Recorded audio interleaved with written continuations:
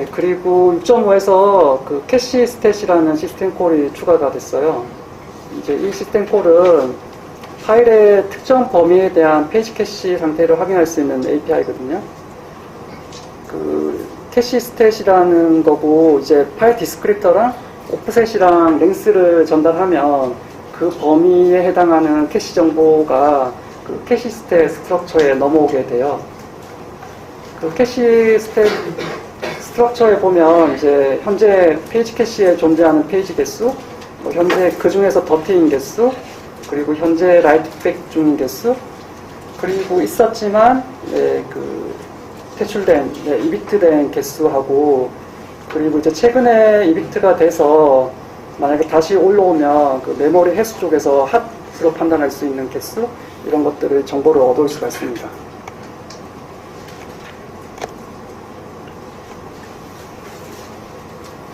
그래서 이제 FHC나 그 SQLite 같은 경우에는 그 자기가 뭘 읽을지 미리 알아요.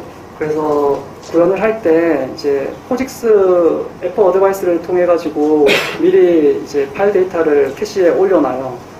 근데 그 이제 마구잡이로 올려놓으면 메모리가 부족해서 회수되기 때문에 이게 유용한지를 판단을 못 하거든요. 근데 이제 해당 시스템 콜을 호출해서 그 해당 영역에 데이터가 페이지 캐시로 이미 있는지 확인을 하는 식으로 해서 미리 읽을지 말지를 결정할 수 있는 도구로 판단이 생각됩니다.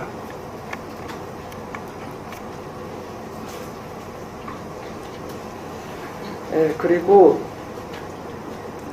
이거는 그 셀프 프링 포인터 같은 그 프로그래밍 설비예요. 이제 그 커널 정의된 로컬 변수가 스코프를 벗어나서 이제 소멸될 때 그 특정 클린업 함수가 호출되도록 할 수가 있어요. 그래서 이거를 이용해서 이제 메모리나 락의 미스를 방지할 수 있고요. 이를 통해서 이제 에러 처리 코드가 단순화할 수 있습니다. 이 피처 같은 경우에는 그 컴파일러에 이미 있는 클린업 어트리뷰트라는 확장을 이용하거든요. 이제 코드에서 보면 그 두 번째 줄에 보면 이제 ptr이라는 포인터를 선언하면서 그 클린업이라는 어트리뷰트를 사용해서 이제 오토 K프리를 명시했잖아요. 그러면 이제 그 ptr이 그 스코프를 벗어나서 소멸될 때 오토 K프리가 자동으로 호출되고요. 그리고 이제 오토 K프리는 K프리를 호출해서 그 정리하는 방식으로 동작을 합니다. 이제 이 설비를 기본으로 해서 이제 세 가지 설비를 도입을 했어요. 이렇게 세 가지는 셀프 프레임 포인터, 그리고 클래스, 그리고 가드고요. 그 커널이 제공하는 매크로를 통해서 다음들을 이제 프로그래밍 할 수 있습니다. 활용해서. 셀프 프레임 포인터 같은 경우에 이제 그 define 풀이라는 매크로가 있어요. 이제 얘를 사용하면 특정 타입에 대응하는 클린업 함수를 정의를 할 수가 있어요.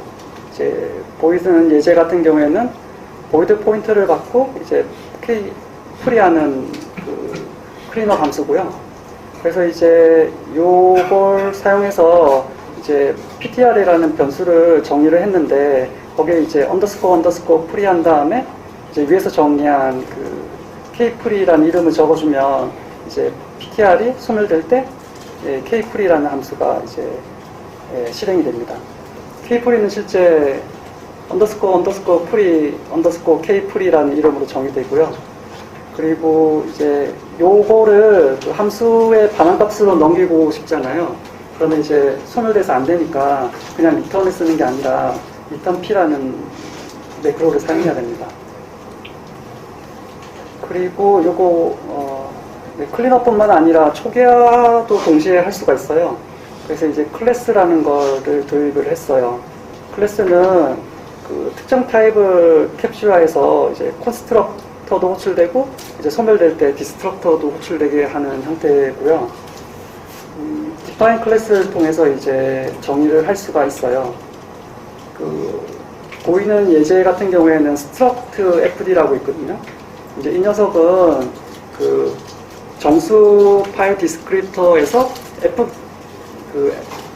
get을 호출하면 이제 얻을 수 있고요. 그리고 이제 끝나기 전에 FD 풋을 호출해야 됩니다. 그래서 이제 얘 같은 경우에는 FD get이라는 클래스를 정의하는 건데 이제 그 콘스트럭터나 디스트럭터를 이렇게 정의해 두고 있고요. 그래서 실제 그 코드에서 사용할 때는 그 클래스를 매크로를 이용하면 돼요. 그러면 이제 그 struct fd인 f라는 밸리어블이 선언되는 거고요. 걔는 이제 fd로 초기화돼서 이제 사용할 수가 있습니다. 28분이라서 질의응답 생각하면 예, 가드 같은 경우에는 이제 그 락을 위한 그 클래스라고 볼 수가 있고요. 그 define 가드를 해서 그 특정 타입의 그 락에 대해서 락하고 언락이 자동으로 호출되게 정의를 할 수가 있어요. 그래서 이제 코드에서 보면 그 가드 매크로를 써서 정의를 할 수가 있고요. 이제 가드 매크로를 쓰고 이제 그 인자로 이미 존재하는 뮤텍스의 포인터를 넣어줬죠. 이렇게 되면 그 해당 스코프를 벗어나면 언락이 자동적으로 호출돼서 이제 에러 처리 코드 같은 게 좀 더 단순해집니다. 그리고 6.10에서는 그 커널 내에 메모리 할당 폴스 사이트마다 할당량하고 호출 횟수를 추적할 수 있는 프로파일러가 추가가 됐어요. 주장하는 바는 제품에 사용할 수 있도록 정도로 경량화됐다고 하고요. 이제 플랑 밑에 얼록 인포라는 그 파일이 있어요. 걔를 읽으면 그 각 라인별로 얼마나 할당했는지 그리고 호출 횟수는 몇 번인지 같은 정보를 얻을 수가 있습니다. 이를 통해 가지고 프로그램을 만들면 뭐 메모리 립을 찾거나 혹은 이제 뭐 핫스팟을 찾거나 이런데 활용할 수 있을 거라고 생각합니다. 일단 내부가 어떻게 돌아가는지 간략하게 설명드리면 밑에 예제 코드는 kmalloch의 예인데 이제 기존의 kmalloch은 kmalloch no prop라는 이름으로 변경하고요. 그리고 kmalloch은 매크로로 다시 정의를 했어요. 그래서 이제 얼록 훅이라는 매크로를 통해서 호출할 되도록 그렇게 정의가 되어 있고요. 그래서 이제 그 매크로를 얼록 훅 매크로를 보면 이제 얼록 태그라는 스트럭처가 스태틱하게 정의되어 있거든요. 그러면 이제 얼록 태그에는 뭐 코드 라인 위치 정보라든지 퍼시피오 카운트 등이 스태틱하게 정의돼서 들어가게 돼요. 그래서 이제 실제 얼록 kmalloch 매크로를 호출할 때마다 그 컬런트 쪽에 얼록 태그라는 멤버 포인터가 있어요. 걔에 이제 해당 스태틱하게 정의한 그 얼록 태그가 들어가가지고 이제 들어가게 되고 호출될 때마다 그래서 이제 실제 kmalloch이 호출되고 kmalloch에서 이제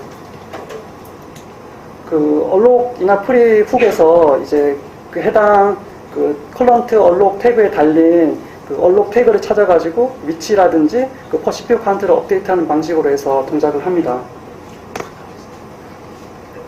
그리고 MCD라는 시스템 콜도 추가됐어요.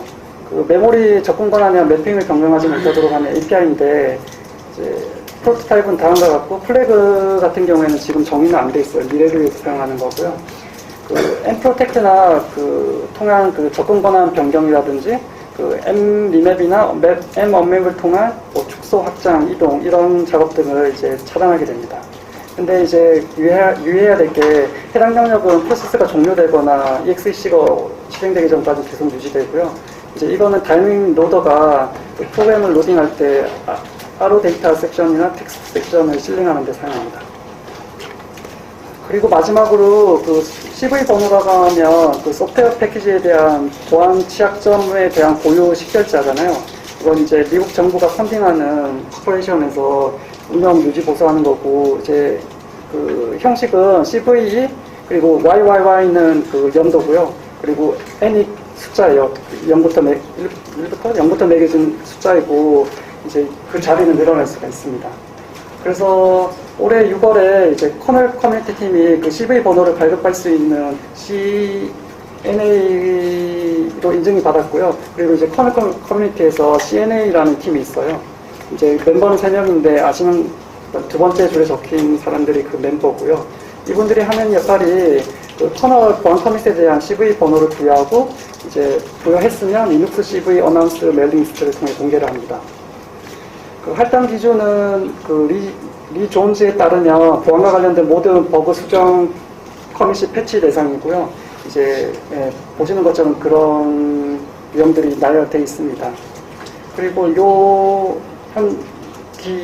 요 기준이 너무 타이트하거나 너무 헐렁하면 이제 문제가 되거든요. 왜냐하면 보안팀은 이제 해당 패치만 반영하는 경향이 있기 때문이고, 또 너무 헐렁하면 많은 패치 반영으로 해서 안정성 문제가 있거나 보안팀의 업무 부하가 있기 때문입니다.